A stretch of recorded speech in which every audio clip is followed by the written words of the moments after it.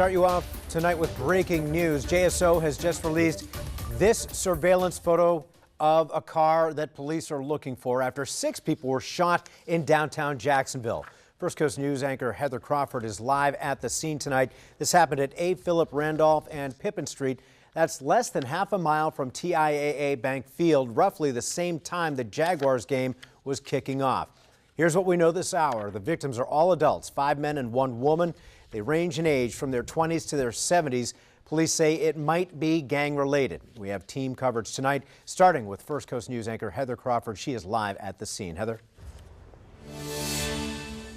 Well, Jeff, I'm along A. Philip Randolph Boulevard. You can see the crime scene tape behind me. Still 5.5 hours later is up. Police not letting anyone back to that laundromat. It happened right in front of a laundromat around 12:30 this afternoon, right before the start of the Jaguars game. And people I've talked to told me fans were in this area, some of them parking their cars over here as they were getting ready to go make their way and have a fun Sunday afternoon at the Jags game. Now, Cameron Eppinger was the first reporter here on the scene, and he continues our team coverage with what we're learning about this shooting that injured 6 people today. Cam? Heather, that call came in around 12:35 this afternoon, just as Jags fans were parking their cars and headed to the game. And again, that shooting happening along A. Philip Randolph and Pippin Street. And we're told by JSO that shooting happened right outside of what's called the Maytag Coin Laundry. Now, I want to go ahead and show you some video that we shot earlier, and it shows multiple JSO police officers on the scene. You got detectives, you got some crime scene tape, and also got crime scene investigators on the scene as well. And also in the video, you can see some of the damage that was left behind from that shooting. About 2 doors down, there was a seafood soul restaurant. That's the name of the business, and that actually suffered some broken glass. The door to that restaurant was just completely shattered.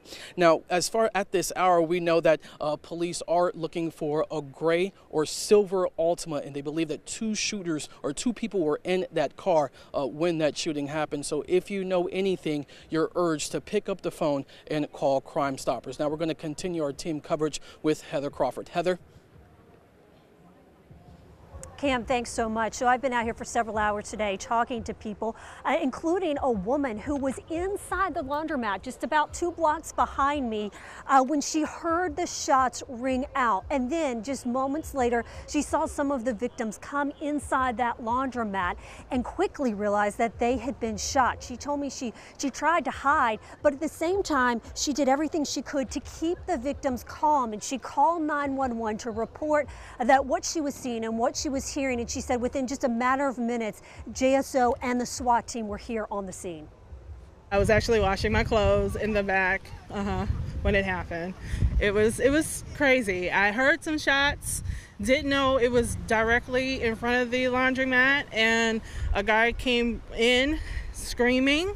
I was like, can you please stop screaming because you're making everybody else scream, not thinking he got shot. As I was securing the church, some members was coming inside, and they said they heard maybe 10 to 12 shots, and they was running back inside.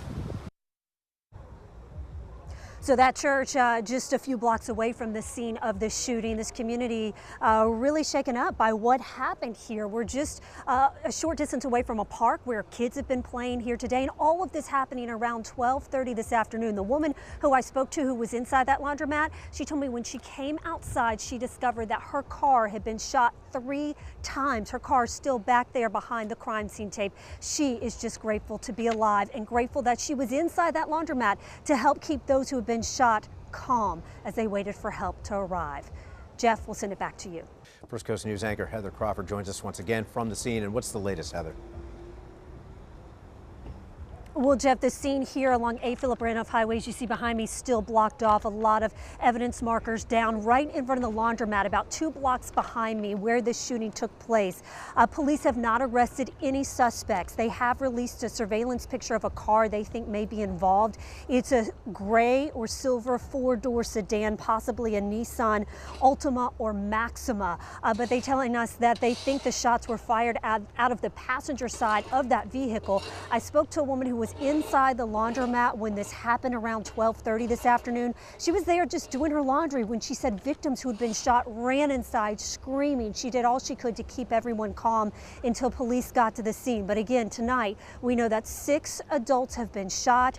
3 of them at last check were listed in critical condition, and police are asking for anyone in this community who may have seen anything, may have that one piece of evidence that could lead to the capture of these suspects, to give them a call at 630-0500. We're going to continue to be out here throughout the night following the latest on this shooting that injured 6 people this afternoon here on Jacksonville's east side. Jeff, back to you.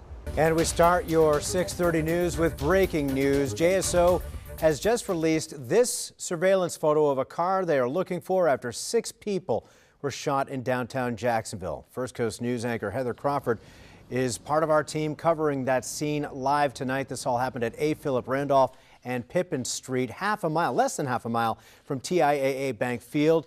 Roughly the same time the Jaguars and Texans were kicking off. Now, here's what we know this hour. The victims are all adults, 5 men and 1 woman, ranging in age from their 20s to their 70s. Police say this could be gang-related.